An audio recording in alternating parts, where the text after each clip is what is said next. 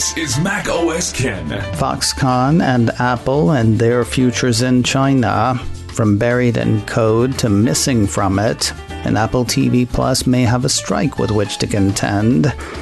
It is Wednesday, the 26th of April, 2023. I'm Ken Ray, and this is news from Mac OS Ken, brought to you by yours truly and sponsored by Factor, America's #1 ready-to-eat meal kit. Use code MacOSKen50 at factormeals.com/MacOSKen50 for 50% off your first box. This show is also supported by people like you, patrons through Patreon. Find out more and add your support at patreon.com/MacOSKen. A stark reminder Tuesday that Apple's supply chain is not leaving China. Rather, it's adding more links in other parts of the world. The South China Morning Post ran a piece Tuesday saying that Foxconn has set up a new research and development center in Zhengzhou, informally known as iPhone City. The piece refers to the move as a reaffirmation of Foxconn's commitment to the Chinese market, even as Apple looks to spread manufacturing to India, Vietnam, and other pins in the map. Citing a report in the government-backed Henan Daily, the South China Morning Post says the center will focus mainly on applying new technologies in Foxconn's business, formulating development plans, researching core technologies, and incubating new projects. On the surface, at least, the new digs read as mutually beneficial. Local government officials are said by the piece to have pledged their full support for Foxconn and its upstream and downstream partners along the supply chain. Foxconn's R&D funland isn't the only indication of Apple's ongoing ties to China. Late last week, Apple Insider ran news of a new Apple retail location opening in the country this weekend. The new store will be at the Mix C shopping center in Shenzhen's Luohu district, according to the report. This will only be Apple's second Shenzhen store, according to the piece, the first having opened over a decade ago. The new digs open this Friday, the 28th of April, according to Apple Insider. Work on the next round of Apple OS updates continues. Mac Rumors ran a few pieces Tuesday announcing a slew of new betas for developers. Those included the third betas of iOS and iPadOS 16.5, macOS Ventura 13.4, watchOS 9.5, and tvOS 16.5. Not for developers, nor for most people receiving these words, Apple did release new software to a segment of the general public on Tuesday.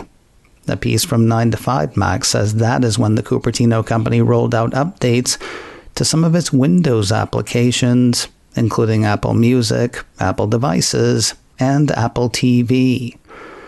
Though designated as preview apps by Apple, 9to5Mac says they allow Windows users to access Apple Music and Apple TV content and manage their Apple devices.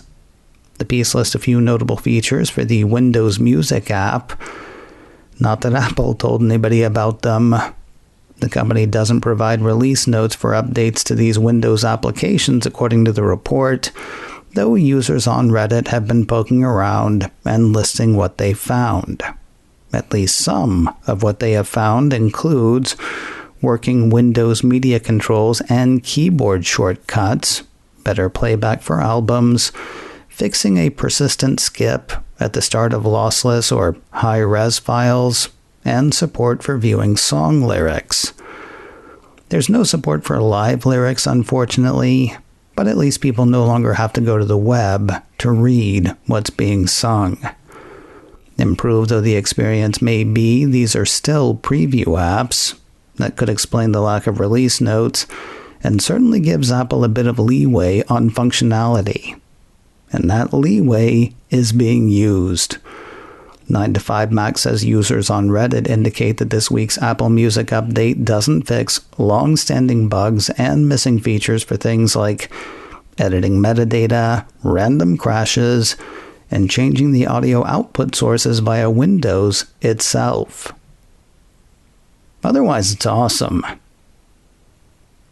In news to make one nervous, there is something missing from one of Apple's Windows releases: Apple's mixed reality headset. Now, I know what you're thinking. Technically, there is no headset. True. But the Apple Devices app used to reference what seemed to be operating systems for the device. As of this week's update, a piece from my download blog says it does not. But let's back up a bit. The Apple Devices app is what Windows users will eventually use instead of iTunes to sync and manage Apple devices in their beige box or gaming laptop world. A release of the Apple Devices preview this past January had references buried in the code to xrOS and RealityOS. Those are operating system names associated with Apple's much-anticipated, though unannounced, augmented reality, mixed reality, virtual reality head thing. Digging in the same dirt in the latest Apple Devices update, iDownload blog says xrOS and RealityOS references are gone. You know what's not cool? That. Anything that makes Apple's headset seem further away is enough to set me a-weepin'. Then again, this may be proof that the headset is close at hand. Or head.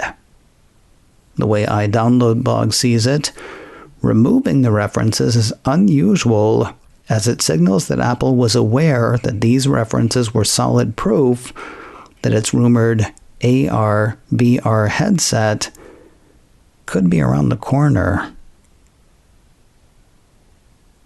More news in a moment, but first a word from today's sponsor, Factor, America's #1 ready-to-eat meal kit. Whether you're looking to cook less, stick to a special diet, or just try some great meals, Factor's got you covered. With Factor, you can spend less time at the grocery store, no time on prep, and clean up like you would from takeout. For less. Not only is Factor cheaper than takeout, but meals are ready faster than restaurant delivery. 10 minutes in the oven or just 2 minutes in the microwave. The food is fresh, never frozen, and made for your dietary desires, whether that's keto, calorie smart, vegan plus veggie, or protein plus. Plus, you can round out your meal and build your snack supply with over 45 items like egg bites, smoothies, and more. The smoothies have been really popular around here. But see what they've got for you. Head to factormeals.com/macOSken50 and use code macOSken50 to get 50% off your first box. That's code macOSken50 at factormeals.com/macOSken50 to get 50% off your first box. factormeals.com/macOSken50 and code macOSken50. And a big thanks to Factor for sponsoring this week's show. Possible trouble ahead for Apple. Apple Insider says Hollywood is preparing for a potential writer's strike that might start on the 1st of May after the Writers Guild of America West and East members authorized a strike earlier in April. The strike isn't guaranteed, but media companies are making preparations since the last strike over a decade ago that further fueled reality television lasted for 100 days. Yeah, sure, but it also brought us Dr. Horrible's sing-along blog, so at least we had that going for us. while all of scripted television in the US could be knocked sideways again by such a strike, the Apple Insider piece says Apple's focus on a growing, though still small, stack of original-only content could lead to subscribers canceling Apple TV Plus if the trickle of new content dries up entirely. Michael Pachter, a media analyst for Wedbush Security, says 100% it will impact churn. Well, there's no telling how long the strike will last, assuming it's not averted. The report says Pachter said it could reduce the number of new productions by 25% in 2023 if it lasted 3 months. However, Pachter also said Apple should be fine since it doesn't primarily rely on Apple TV Plus for revenue. The way Pachter sees it, they're building a long-term brand of Apple TV Plus, which is something apart from all of their devices and their cool software, and they're in the early innings. I think they literally have a 100-year vision, not worried about making a quarter.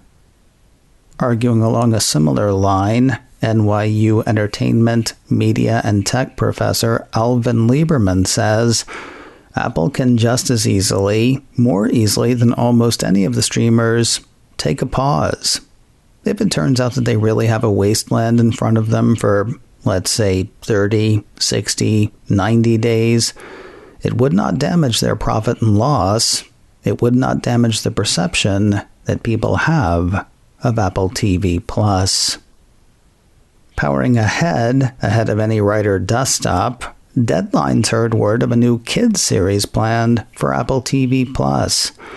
The site says the Cupertino streamer has ordered 13 episodes of Bear Brick, a CGI series from DreamWorks Animation, and Dentsu. You may think you don't know what a Bear Brick is, but I bet you would recognize one if you saw it. They're collectible, bear-shaped figures made by Medicom Toys. Top half looks like a gummy bear. Bottom half looks like a Lego minifig. They're often themed in association with some other brand like Stussy or Marvel.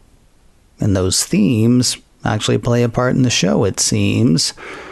According to Deadline, Bear Brick is a music-driven comedy about young singer-songwriter Jasmine and her bandmates as they pursue their dreams and inspire others to do the same. But it won't be easy to do when living in a world where everyone's role is chosen for them and where the painted-on look you receive when you graduate from high school determines who you will be for the rest of your life. Jasmine realizes that in order for her world to change, she and her friends may have to make it happen themselves. If you'll pardon my editorializing, kudos on that message. Though using collectibles that sell in ranges between $20 and over $1,000 depending on size and rarity feels something. I found one I want on eBay, Public Image Limited. Didn't buy it, still feel dirty. Life is what it is. No word on when Bear Brick will hit Apple TV Plus. And finally today, remember before Apple TV Plus launched, when critics and pundits worried that the Cupertino streamer's content would lack cursing, sex, and every American's favorite, violence? Theater owners are said to be cheering what little they've seen of the Ridley Scott historical drama Napoleon. Agence France-Presse says the Apple Originals feature has emerged as the unlikely hero of the movie industry's CinemaCon gathering on its opening night on Monday. According to Muppet.fandom.com, CinemaCon is the official convention of the National Association of Theater Owners. The convention is targeted at film industry professionals for the purpose of promoting upcoming movies. Kermit the Frog and Miss Piggy appeared at CinemaCon 2012 to promote a then-upcoming Muppet movie, which is why Muppet.fandom.com knows what the heck CinemaCon is anyway. Napoleon will attempt to conquer theaters before being banished to Apple TV+, and movie houses are apparently stoked.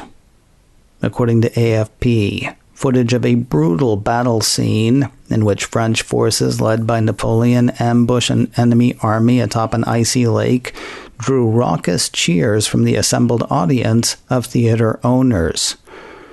Expect to see a lot about the film on traditional media and every place else.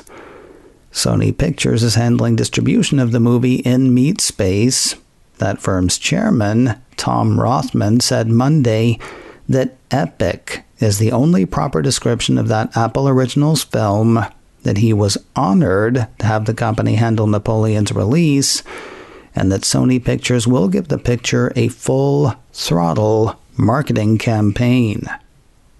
Plus, did you hear? Violence. Napoleon invades theaters worldwide on Wednesday, the 22nd of November. macOS Ken, brought to you by me and sponsored by Factor.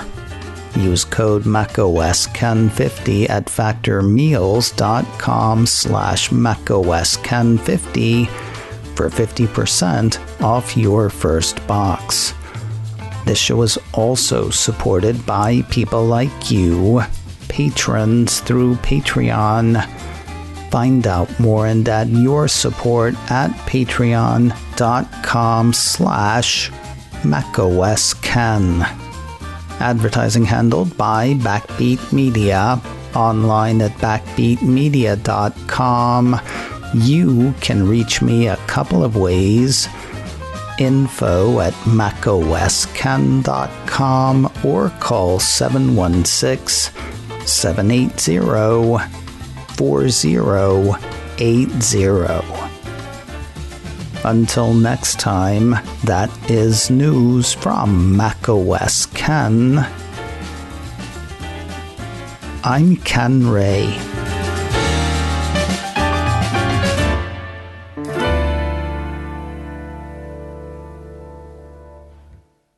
Ciao.